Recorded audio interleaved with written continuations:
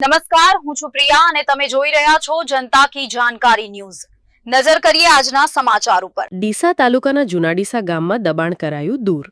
ડીસા તાલુકાના જૂના ડીસા ગામે વર્ષોથી અડચણરૂપ દબાણો જૂના ડીસાના સરપંચ શ્રી દ્વારા દૂર કરાયા।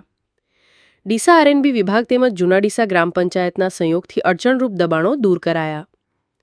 મુખ્ય માર્ગોના અડચણરૂપ દબાણો દૂર થતા સ્થાનિકોમાં ખુશીનો માહોલ।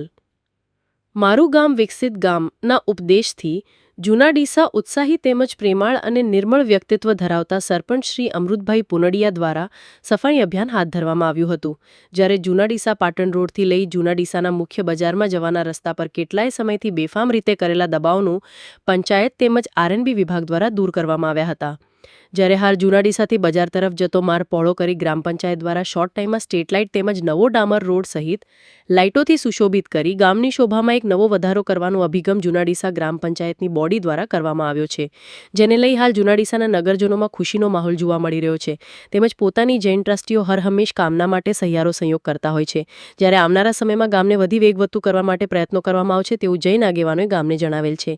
જ્યારે આ લોકો માર્ગનું દબાણ દૂર થતા સ્થાનિકોમાં ખુશીનો માહોલ જોવા મળી રહ્યો છે। રિપોર્ટ ભરત ઠક્કર, ડીસા, બનાસકાંઠા।